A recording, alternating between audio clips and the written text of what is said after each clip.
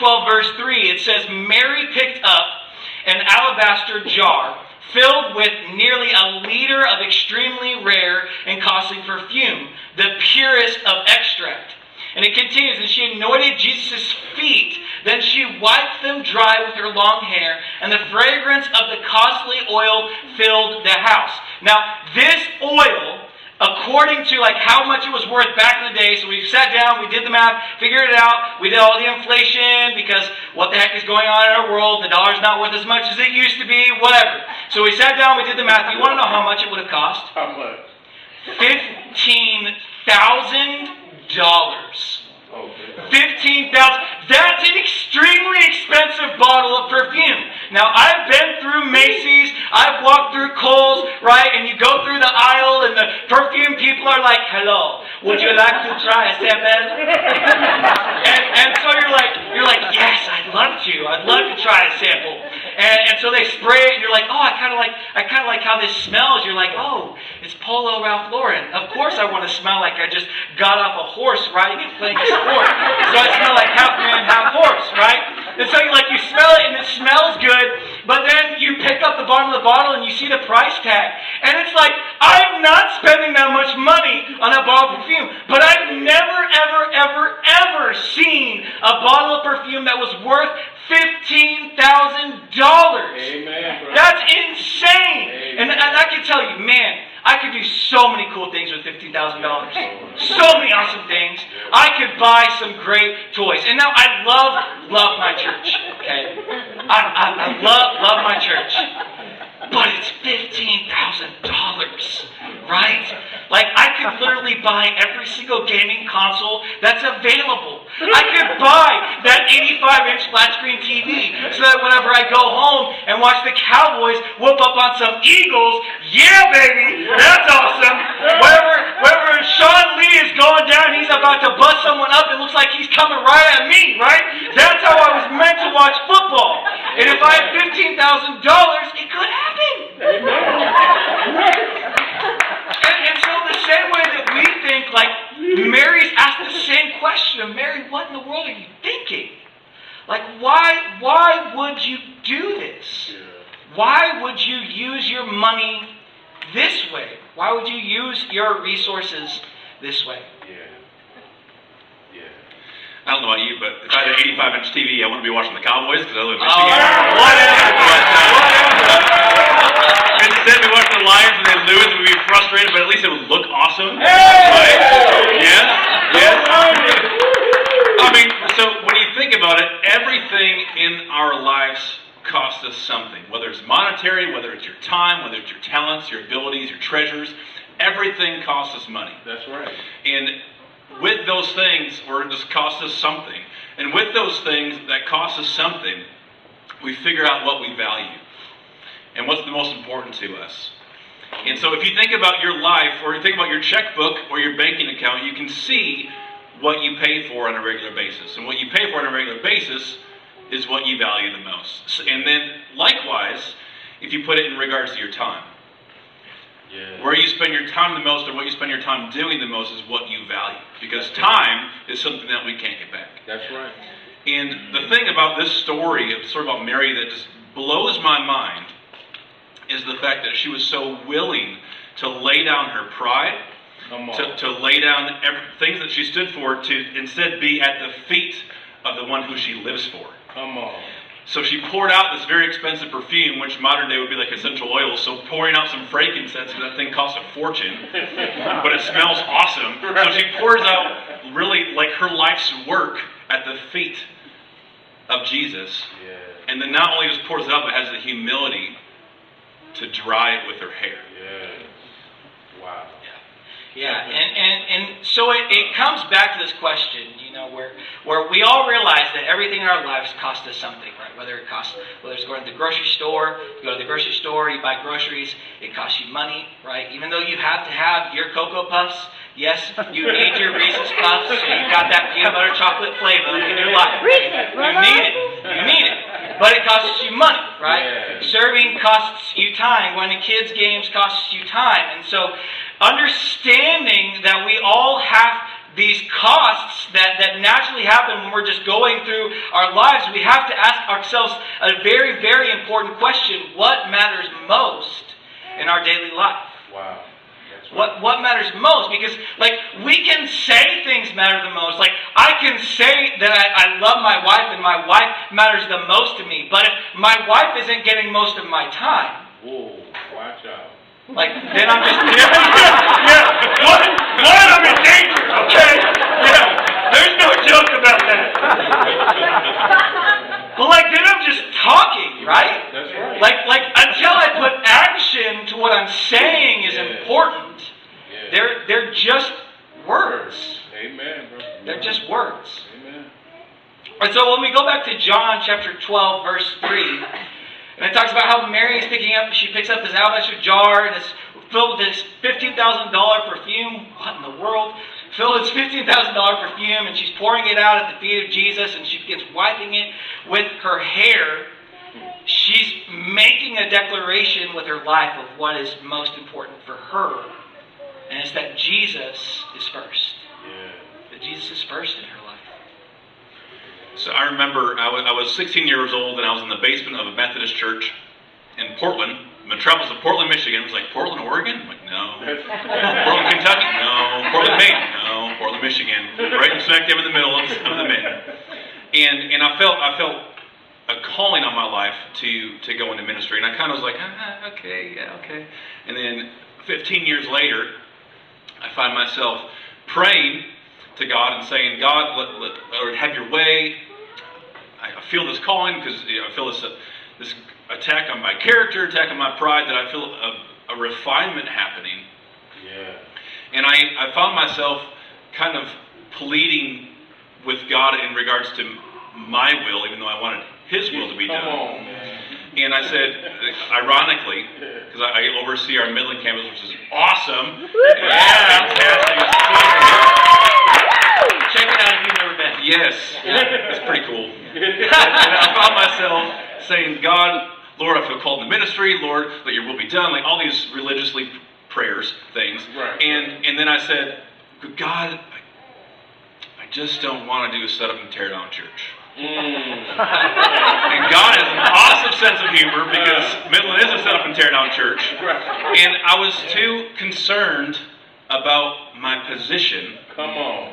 As opposed to my purpose. Man. And when we're focused on our position, Come on, we feel entitled to something. Because it's our title, so therefore we address value to that. Man. And sometimes, in our ways, lead to death and lead to sin. Yeah. But the purpose that we've been put on earth for is to serve the one who will never leave us, who will never forsake us, who will literally leave the 99, leave the comfort, leave the position behind to pursue the one, because that's the most important thing. That's right. And that's putting Jesus first. That's right. When we say, God, your purpose is greater than my position, that's what Mary did. Not concerned about what she looked like, not concerned about how she was considered or thought of, but instead she humbled herself and put Jesus first. Come on, man. And in essence, that's what we exist here at Life Church to do. We exist to reach the lost at any cost, to put ourselves in the back burner, to inconvenience ourselves to convenience others. Yeah. Come on now. And when we get the heart of the Father, that's what He did. He relentlessly pursued even those who ran away from Him. And said, you're worth my life. I'm willing to lay down my life. Come on, for you. man. And as we sang tonight, we sang that together.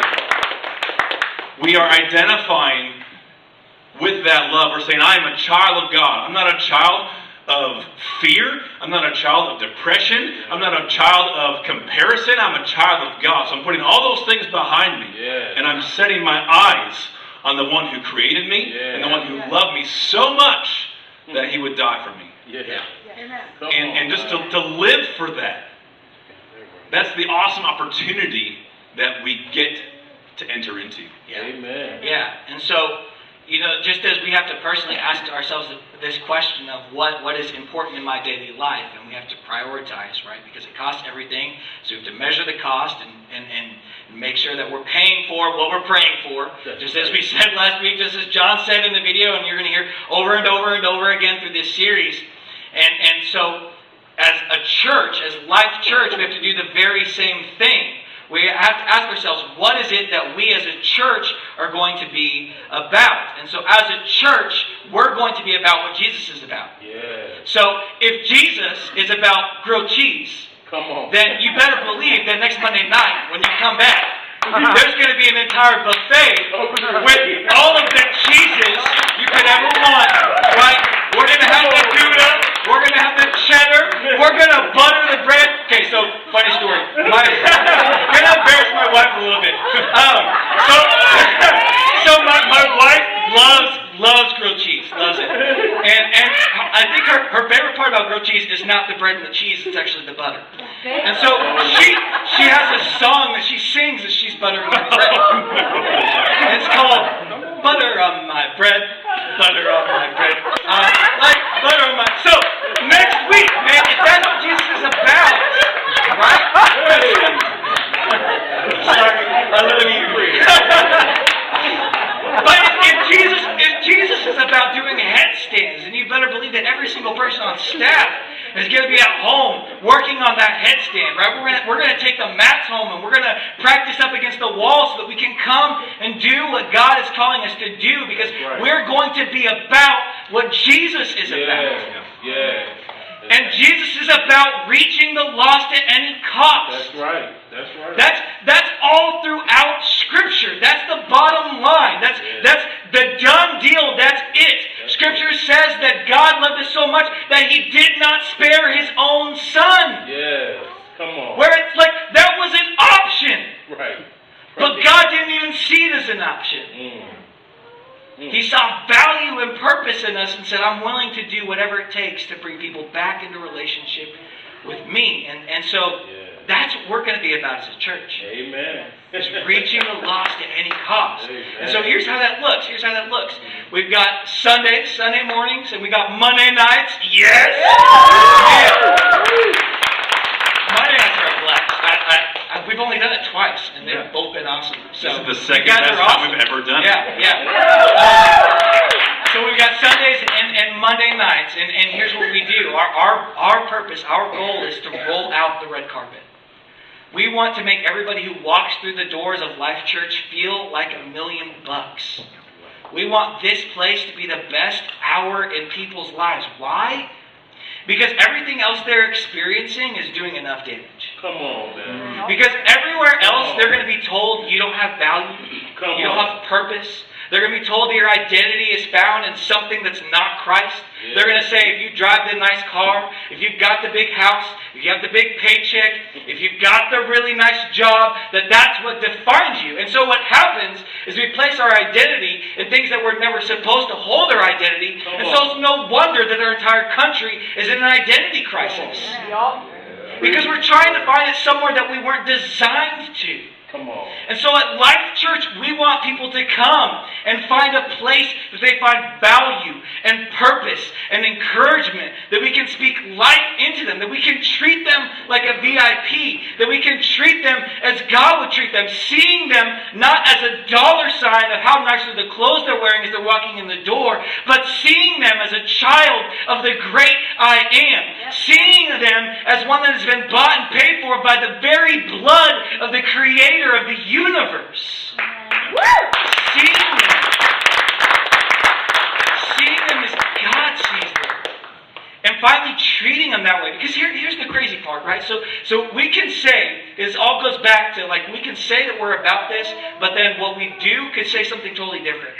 So we can say that we are all about reaching the lost at any cost. And we can do a great job of getting lost people in through the doors. But if we're not going to create an environment where they're going to hear the message that God has for them, then there's no point in them being here. That's right. And did you know that a first-time guest decides within the first 7 minutes whether or not they're going to come back? Do you want to know what happens the first 7 minutes that you show up on a Sunday or Monday night? They walk in, take a seat, and watch the countdown. Before they hear the first downbeat of the first song, before the speaker takes the stage, they've decided whether or not they're going to listen. That's right. Because think about it like this, right? So let's say that you go and you're going to get some food. And so you guys are going out to eat and you go to Texas Roadhouse because you want a steak and you want a steak done right. Okay? Alright? Michigan's awesome, but guys, Texas knows how to do meat. Alright? And so you go to Texas Roadhouse because of the Lord, and because we're gonna get one in Saginaw. Yes! That's exciting. So let's say you go to Texas Roadhouse and you walk in the doors and there's trash on the ground. Not the peanuts, because you're expecting the peanuts, right? That's part of it. It's a steakhouse. You want peanuts on the ground. You want to hear the crunch, crunch, crunch, crunch, crunch as you're walking around. But instead of seeing the peanuts, there's trash everywhere. Your host is being rude. They tell you a time, and then you end up waiting for like 2 hours instead of 20 minutes. You get to your table, and your waitress or waiter is really short with you and could care less about what you're ordering. Before you ever even get your food, you've already decided you're not coming back. And then even if that steak is the very best steak that you've ever been served in your entire life, it's not going to taste good. It sure won't. Because of your experience, you've already decided this is not a good place to get food. That's right. It's the same with the church. Well, when people walk onto Life Church's campus, if we don't roll out the red carpet, if we don't make them feel like $1 million, if we don't treat them like the VIP that God sees them as, then what they're going to experience is a world just like everywhere else. Yeah. Where instead of finding value and purpose, they're just going to be another face in the crowd. That's right. And then guess what? They're going to come in here, and the message that God has for them, the message that God has put on the pastor's heart, they're not even going to hear it. That's right. Because they've already turned you out. Because why would you listen to someone who doesn't care about you? Right. Amen, brother. And so that's why it's so extremely important that all of our areas, that we as a church, because we can't do this alone. It can't just be the band. It can't just be the pastors. It has to be an entire church who's dedicated to reaching the lost at any cost. It has to be the entire church. If it's not, people fall through the cracks. That's true. That's right. People miss out. That's right. So we have to all come together as a team and work together to see the lost reached in the name of Jesus. That's right. Put your passcode in. Put your camera. Put my camera. Yeah. Where's your camera? Right there. So we live in a thank you. You're welcome. Nice phone. You just gave this to me, by the way. Thank you. So we live in a culture where we see this a lot. Yes. Yes. All day, every day. That's right. And I can't take credit for this illustration, but it's so powerful. So when I look right now, I see a bald dude. I see a beard that's probably too long. I see some wrinkles on my head. But I'm missing what this person in the second row is doing right now. And I'm missing what's happening over here because I'm so focused on myself. Come on. And there's so many times, that's what our, mention in the comment, what grin on my face. But we live in a culture of how many likes did I get on Facebook? Come on. How many likes did I get on Instagram? How many retweets did I get today? Come on. When in fact, that's the most important thing, what's happening right now. Woo. Is everyone else in front of me? Yes. It's still me. That's not what I meant to do. This thing then. There we go. That's what I meant to do. Not me. We got the point. Yeah. Because I know for me, Wow. is I don't want my kids to say, Dad, I wish you would have been more present in my life. Oh, man. I don't want my wife to say, I wish you'd been more present, more focused on me, not about your job, not about your position. Come on. Because we only get one shot at this thing. That's right. And we just went to an amazing, Marissa and I just went to an amazing funeral of a man of God who was only 49 years old when he lost his life. Jeez. And he made it his life's mission to make his marriage his priority, his kids his priority, people his priority, and God. Yeah. And he said this. I'll never forget this. We went to a marriage retreat up in Mackinac Island, and Mackinac Island is amazing. It's awesome. And so we went, and we just got away. And he said, at my funeral, whenever this is, it was literally 3 years ago, he said, I want to be known as a man who loved his wife, loved his kids, loved people, and loved God. And at his funeral, 1 week ago from today, last week, those 4 things were said about him. And that legacy is something that inspired. I left there, I was very sad, but inspired, like, man, what am I doing? Come on, man. What am I doing right now to have that just relentless pursuit for people? Because every single person matters. Amen. That's right. And we get the opportunity. We don't have to. We get the amazing opportunity to show every single person who walks the doors in Saginaw, in Midland, in Bay City, and everywhere else we go, that they matter, that we value them, that we see them, and that we know them. Yes. Making every single person who walks through this, as Christian just said, feel like $1 million, but that people need to feel valued, That's right. seen, and known. That's right. That's right.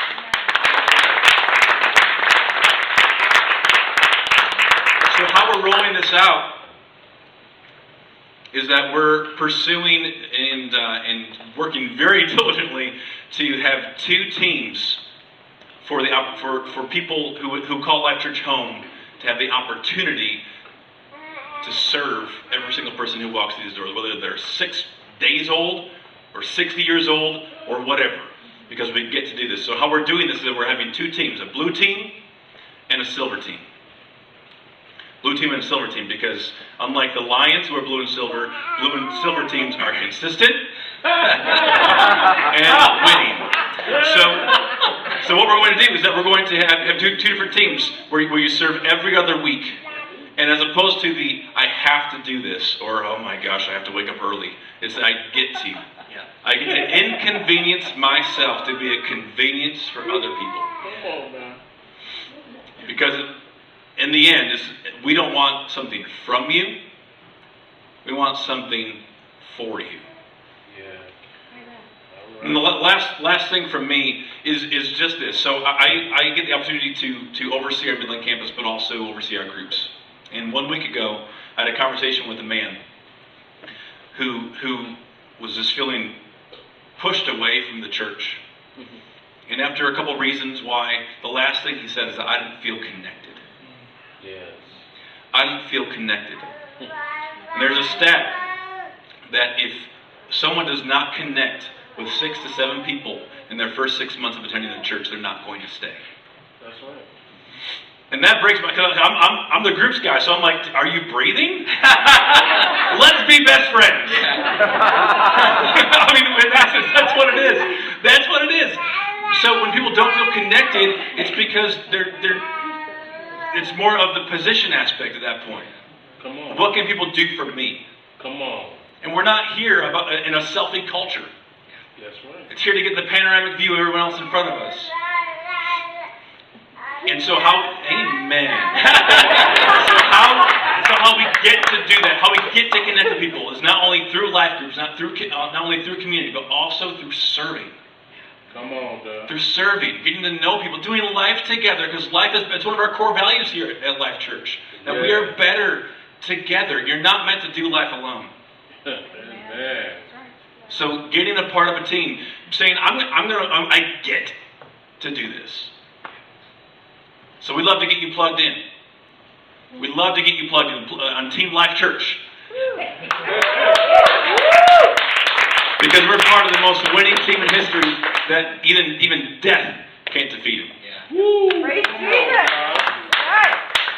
There's a need. You know, there's a reason that we say that we're better together. There's a reason that the Apostle Paul, whenever he talks about the church, he describes it as a body. Because without all of its members, the church is missing something. Whenever there are people who have been called, people who have been created, people who have, for the purpose, they have been placed here to be a part of what God is doing here, when they don't take up the place that God is calling them to, there's something that's missing. Yes, it is. where we have amazing kids programs. I know you don't get to experience it tonight. I know our kids programs are closed on Mondays, but on Sunday mornings we have amazing kids programs. That's some of the best that I've ever seen. I'm not a parent, so I can't speak from the perspective of a parent, but my wife is in charge of it, so I think it's awesome. But no, it's not even just because of that, but you see these kids and man, they're just loving it. Yeah. And you see these kids in an environment that's designed for them. That's being taught the Word of God, being taught that there's a God in heaven who loves them, who's passionate for them. Yeah. And they don't have to do anything to earn it, but that He just loves them. But it's being brought to them in a way that they can understand, where they're not bored with church. I was a pastor's kid, and so I was at church every single time it was open. I heard the pastor preach every single message he ever preached, and I can tell you how many messages as a child it affected me. Yeah. This many. Come on now. That's right. Because it wasn't designed for me. That's right. But here we have something that's designed for kids. Amen. But without amazing people who show up and who seek to be that one person who can connect with that kid. Because it takes more than amazing parents to raise great kids. That's right. It takes an entire community. That's right. And there could be a kid downstairs, or a kid in the back, or a baby in the nursery who's waiting for you. Yeah. Waiting for you. You're the one person that God has sent to Life Church to connect with them in a way that He can use you to impact their lives. And guess what? It's not hard. It's literally the easiest thing. Serving downstairs as a small group leader is probably one of the easiest areas to serve at Life Church. I'm not just saying that. It's super duper. We literally give you everything. We train you. We give you the worksheet. You literally just go downstairs, you hang out with kids, and you ask some questions on the sheet. That's it. Right. But the impact you have is so amazing. Yes. It's so amazing. And so if we as a church change our perspective from being a consumer to being a participant, change from I'm going to go to Sunday so I get something to I'm going to go on Sunday so I can give something. Amen. Where instead of coming and just enjoying the Amazing Kids program, because you get to check your kids in for an hour, you say, I'm going to come out, I'm going to serve in the Amazing Kids program because I know how much that time that I had meant to me. Yes. And I want to make sure that those kids have a blast, and that their parents can come into a main stage worship environment free of worry, free of concern, and just enjoy that time. So there's roles for us to play, and when we don't all play it, not only do you miss out on the blessings, because again, we don't want something from you, we want something for you. Yeah. I wholeheartedly believe that when we're obedient with what God is calling us to, that He blesses His people. It's That's what we right. see all throughout the pages of Scripture. That's right. We don't see Mary pouring out the perfume on Jesus' feet, and then she's immediately like, oh man, I wish I hadn't have done that. Right. Right? We don't see a story of Abraham in the Old Testament where God says, Abraham, I'm going to make you a great nation. Come and follow me. And he follows God. Is like, man, did I make a mistake? Nowhere. Whenever Jesus is calling His disciples, He calls them and they're following Him, and they go through all kinds of garbage where they're stones are thrown at them as they're running out of towns. Do any of the disciples ever say, man, I regret my decision? Come on. No. That's right. Because when we're obedient, it's that blood and thunder. When we're obedient and we're willing to sacrifice what we have, God shows up with the rest. Come on, Doc. Yes, He does. We get an amazing opportunity to see what does it look like whenever the people of God are faithful. And how God can use them in an amazing, amazing way. So it's our privilege. We get to be a part of that. There are spots for us to serve. There are ways for us to get connected. There are ways for God to use us. You don't need to wait until tomorrow. You need to make the decision today.